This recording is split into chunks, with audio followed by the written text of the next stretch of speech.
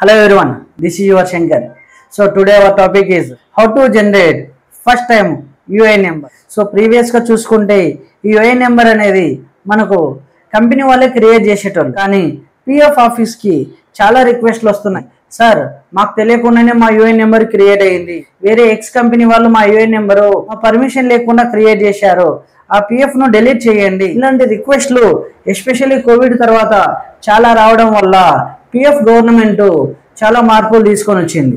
So ఇదే 2024లో మనకు delink అనే ఆప్షన్ తీసుకొని వచ్చారు. ఇదే 2025లో మనకు UAN నెంబరు ఒక ఎంప్లాయీ మాత్రమే క్రియేట్ చేసుకోగలరు. మన Aadhaar card pan card base చేసుకొని ఒక UAN నెంబరు ఎలా ఒక పర్సన్ మాత్రమే జనరేట్ చేసుకునేటట్లు మనకి ఈ పిఎఫ్ గవర్నమెంట్ పోర్టల్ వాళ్ళు తీసుకొని వచ్చారు. సో దాన్ని మనము ఎలా క్రియేట్ చేసుకోవాలనేది మనం ఇక్కడ చాలా క్లియర్గా తెలుసుకుంటే, ఈ వీడియో ఎందుకు చేస్తున్నానంటే చాలా ఐటీ కంపెనీస్ ఉన్న వాళ్ళు ఓకే, కానీ నాన్ ఐటీ కంపెనీస్లలో చిన్న చిన్న జాబులు చేసేటోళ్ళు ఈ UAN నెంబర్ క్రియేట్ చేసుకోవడానికి చాలా ఇబ్బందులు ఫేస్ చేస్తున్నారు. మళ్ళీ ఇక్కడ కూడా ఏజెంట్లు అనే వాళ్ళు కూడా తయారవుతున్నారు. సో దట్ ఎవరి అవసరం లేకుండా నీ అంతటా నువ్వే UAN నెంబరు క్రియేట్ చేసుకోవచ్చు. చిన్న ఫ్యాక్టరీలలో వర్క్ చేసేటోళ్ళ దగ్గర నుండి డ్రైవర్స్ కావచ్చు, ఏ చిన్న జాబులు చేసేటోళ్ళకైనా ఈ వీడియో చాలా బాగా యూజ్ అవుతుందని నేను అనుకుంటున్నాను. సో దట్ ఈ మనము UAN నెంబర్ క్రియేట్ చేసుకోవాలి అంటే ఉమాంగ్ అనే యాప్ మనము డౌన్లోడ్ చేసుకోవాల్సింది ఉంటుంది ప్లే స్టోర్. సో ఇక్కడ ఫస్ట్ ఆఫ్ ఆల్ ఈ యాప్ లో ఇది గవర్నమెంట్ వెబ్సైట్ అన్నట్టు. ఈ గవర్నమెంట్ వెబ్సైట్ లో మనము రిజిస్టర్ అవ్వాలి. దేని బేస్ చేసుకొని రిజిస్టర్ అవుతాము?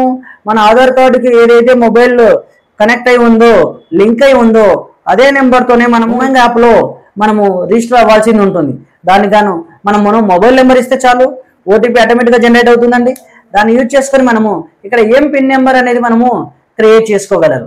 సో దట్ ఇది వచ్చిన తర్వాత మనకు టాప్ లో కనిపిస్తుంది చూడండి, ఆ సెర్చ్ బార్ లో ఈపీఎఫ్ అని మీరు సెర్చ్ చేయగలగాలి.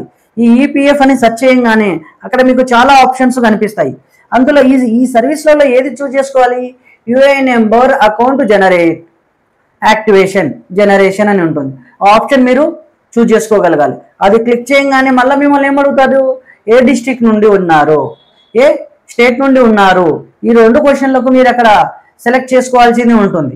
అది సెలెక్ట్ చేసుకున్న తర్వాత మనం నెక్స్ట్ స్టెప్కు వెళ్ళాలంటే మన ఆధార్ కార్డ్ అనేది ఉంటుంది. ఇక్కడ ఇంకొక యాప్ కూడా మనము ఆధార్ ఫేస్ రీడింగ్ అనే యాప్ కూడా మనం డౌన్లోడ్ చేసుకోవాల్సింది ఉంటుంది. మీరు బిఫోర్ డౌన్లోడ్ చేసుకుంటే ఓకే, లేదు అంటే ఈ ఉమాంగ్ యాప్ డైరెక్ట్ అక్కడికి కనెక్ట్ అయ్యి అక్కడికి వెళ్ళి మనకు ఫేస్ రీడింగ్ కూడా మనము చూపించాల్సింది ఉంటుంది. సో దట్ ఇక్కడ మళ్ళీ మనము మన ఆధార్ కార్డుని ఎంటర్ చేయాలి, ఓటీపీని ఎంటర్ చేయాల్సింది ఉంటుంది.